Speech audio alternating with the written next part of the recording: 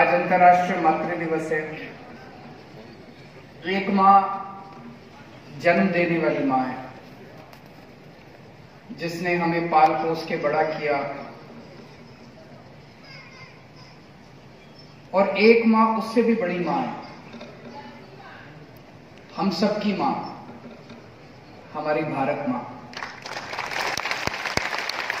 तो सबसे पहले उस भारत माँ के सम्मान में सब लोग पूरे दिल से मुट्ठी बंद करके हाथ ऊपर करके नारा लगाएंगे, भारत माता की, भारत माता की, इनकलाब, इनकलाब, वंदे वंदे।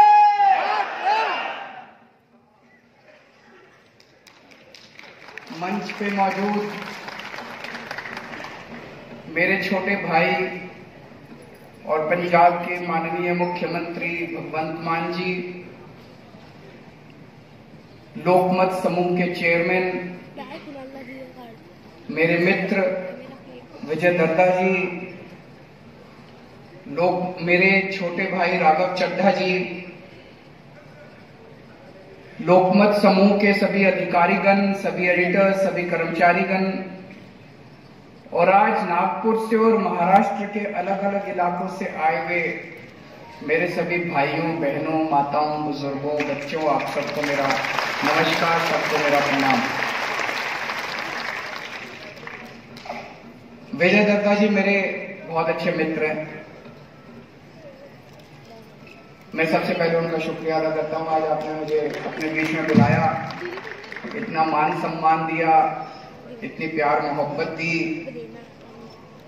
और आप सब लोगों का मैं था ऊपर भी सब भरा हुआ है, सब लोग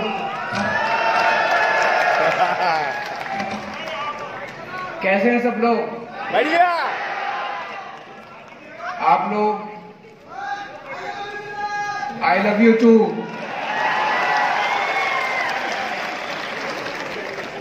आप सब लोग इतनी भारी संख्या में आए, इसके लिए बहुत बहुत शुक्रिया। आज हम लोकमत ग्रुप की स्वर्ण जयंती के अवसर पर एकत्रित हुए हैं। 50 साल बहुत लंबा समय होता है। स्वर्ण जयंती के अवसर पे ये एक तरह से स्वर्णिम यात्रा थी लोकमत ग्रुप की। पूरे देश में मराठी का नंबर 1 न्यूज़पेपर और जनता की आवाज बनने वाला मीडिया ग्रुप। नंबर 1 न्यूज़पेपर बनना, मीडिया नंबर 1 बनना कोई आसान काम नहीं होता। इसका मतलब जनता आपको प्यार करती है, जनता आपके ऊपर विश्वास रखती है। तो मैं ऊपर वाले से प्रार्थना करता हूं कि अगली बार जब आपका डायमंड जुबली होगा तो भी आप हमें बुलाएंगे, और फिर उसके बाद 100 साल होंगे। भगवान करे आप खूब तरक्की करें, पूरा ग्रुप खूब तरक्की करे। आज मुझे कहा गया है कि इस टॉपिक पे बोलना है Aam Aadmi Party and its role in 2024 Lok Sabha election. Aam Aadmi party का 2024 के चुनाव में क्या रोल होगा। मैं यहां कहना चाहता हूं कि हम 2024 का चुनाव हमारा लक्ष्य नहीं है। हमारे लिए, आम आदमी पार्टी के लिए चुनाव लक्ष्य नहीं है, 2024 का लक्ष्य नहीं है। हमारा लक्ष्य हमारा देश है, हमारा लक्ष्य भारत माता है। हम यहां राजनीति में येन केन प्रकारेण सत्ता हासिल करने के लिए नहीं आए, यहां कैरियर बनाने के लिए नहीं आए। अपने अपने कैरियर छोड़ के आए हैं हम लोग, हम देश आए हैं। पहली बार जब दिल्ली का मुख्यमंत्री बना 2013 दिसंबर में, पहली बार मुख्यमंत्री बना, 49 दिन के बाद इस्तीफा दे दिया था। भारत क्या दुनिया के इतिहास में ऐसा कोई वाकया नहीं है कि 49 दिन में आदमी खुद ब खुद सीएम की कुर्सी छोड़ दे। तो यहां पे सत्ता भोगने और सत्ता पाने के लिए नहीं आए, देश बचाने के लिए आए हैं। तो 2024 हमारा लक्ष्य नहीं है। हमारा लक्ष्य क्या है? आप लोग भगवान को मानते हो? कौन कौन मानता है? जरा हाथ खड़े करो। जय श्री राम। मैं भी मंदिर जाता हूं, भगवान को मानता हूं, खूब मानता हूं। जब भी मंदिर जाता हूं, कभी तीर्थ स्थान जाता हूं, कभी सुबह उठ के जब पूजा करता हूं भगवान की, तो जब आदमी मंदिर जाता है, भगवान के पास, भगवान के साथ बात करता है, तो कई बार कुछ मांगता है। मैं भी मांगता हूं, दो चीजें मांगता हूं। एक तो ये कि हे प्रभु, मेरा भारत जल्द से जल्द दुनिया का नंबर 1 देश बने।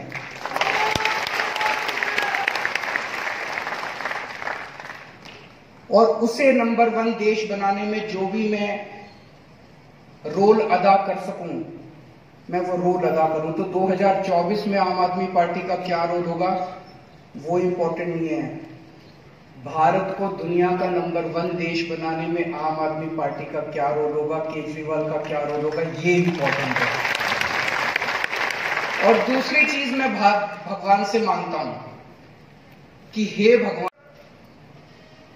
मैं अपने देश को दुनिया का नंबर 1 देश ना देख लूं, मुझे इस पृथ्वी से मत उठाना, तब तक मुझे मौत मत देना। मैं भारत को नंबर 1 देश देखने के बाद ही मरना चाहता हूं, उसके पहले मैं मरना नहीं चाहता। मुझे राजनीति करनी नहीं आती। अब तो हमें 2012 में आम आदमी पार्टी बनी थी, अब तो 10 साल हो गए राजनीति करनी नहीं आती हम लोगों को। ओनली काम करना आता है, केवल काम करना आता है। ये जो आजकल राजनीति चल रही है, राजनीति मतलब भ्रष्टाचार, चोरी, डकैती। जब दिल्ली में नई नई सरकार बनी, हम देखते थे इतनी चोरी होती थी, इतनी चोरी होती थी, इतनी चोरी। अब पंजाब में सरकार बनी है, भगवंत जी से चर्चा होती है, इतनी चोरी की हुई है पिछली सरकार में। हमें चोरी करनी नहीं आती, हमें भ्रष्टाचार करना नहीं आता, हमें राजनीति करनी नहीं आती, हमें गुंडागर्दी करनी नहीं आती, हमें दंगे कराने नहीं आते, हमें नफरत फैलानी नहीं आती, हमें राजनीति करनी नहीं आती, हमें काम करना आता, हमें स्कूल अस्पताल बनाने आते हैं। मैं आज इस मंच के जरिए आप सबको आमंत्रित करता हूं। दरदा साहब, आप भी दिल्ली आते हैं, एक बार इस बार चलिएगा, मैं दिखा के लाऊंगा आपको। स्कूल अस्पताल दिल्ली के हमने बनाए हैं, इतने शानदार। पहले दिल्ली में मुझे पता चला महाराष्ट्र में सरकारी स्कूलों का बुरा हाल है कि नहीं है? आज भी है, आज भी है, बहुत बुरा हाल है, बहुत बुरा हाल है। पहले दिल्ली में भी बहुत बुरा हाल था। दिल्ली ठाकरे को हटा दो। स्कूलों का इतना बुरा हाल था, दीवारें टूटी पड़ी थी, छत टूटी पड़ी थी, बच्चे 1 घंटा करके घर चले जाते थे, टीचर पढ़ाते नहीं थे, इतना बुरा हाल था और रिजल्ट इतना खराब आता था। आज भी है। आज दिल्ली के सरकारी स्कूल इतने शानदार हो गए हैं, इतने शानदार हो गए हैं। मैं आपको 2 ही बातें बताऊंगा। मैं अपने मुंह से अपनी तारीफ करूं तो अच्छा नहीं लगता, लेकिन 2 बातें सुन ली। इस बार दिल्ली के सरकारी स्कूलों के 12वीं क्लास के नतीजे 99.7% आए हैं। क्या बात है। 99.7% नतीजे। प्राइवेट के भी नहीं आए इतने नतीजे। प्राइवेट को बहुत पीछे छोड़ दिया अब सरकारी स्कूलों ने। नंबर 1। दूसरी बात, इस साल दिल्ली में 4 लाख बच्चों ने अपने प्राइवेट स्कूलों से नाम कटा के सरकारी स्कूल में। क्या बात है। अमीरों के बच्चों ने, अमीर, पहले गरीब आदमी भी अपने बच्चे को सरकारी स्कूल नहीं भेजना चाहता था, पहले गरीब। इस बार अब अमीर लोग भी अपने बच्चों के नाम कटा के सरकारी स्कूलों में भेज रहे हैं, क्योंकि सरकारी स्कूलों में इतनी सुविधाएं हो गई, इतनी सुविधाएं हो गई जो प्राइवेट में भी नहीं मिल रही। मैं आपको कुछ उदाहरण देता हूं।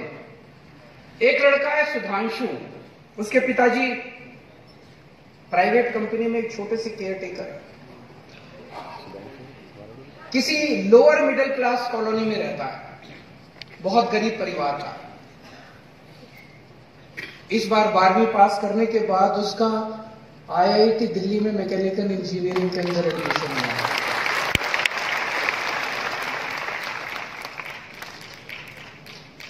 एक और बच्चा है फैजू, उसके पिताजी मजदूर है, झुग्गियों में रहता है। उस स्कूल होते और उनमें ये बच्चे पढ़ रहे होते तो गरीब का बच्चा गरीब ही बनता, मजदूर का बच्चा मजदूर ही बनता, केयर टेकर का बच्चा गरीब ही बनता। इन बच्चों का कोई भविष्य नहीं था। 16 लाख बच्चे हमारे सरकारी स्कूलों में पढ़ते हैं। इन 16 लाख बच्चों का भविष्य अंधकार में था। इन 16 लाख बच्चों का भविष्य उज्जवल हुआ है। एक बच्चा है गगन, उसके पिताजी कार्डबोर्ड का काम करते थे। कोरोना के टाइम में 2 साल पहले मौत हो गई। उसका एडमिशन IIT BHU में इलेक्ट्रॉनिक्स इंजीनियरिंग के अंदर हुआ है। आप लोग सोच रहे होंगे कि केजरीवाल जो है ना, ये 5-7 एग्जाम्पल उठा के ले आया।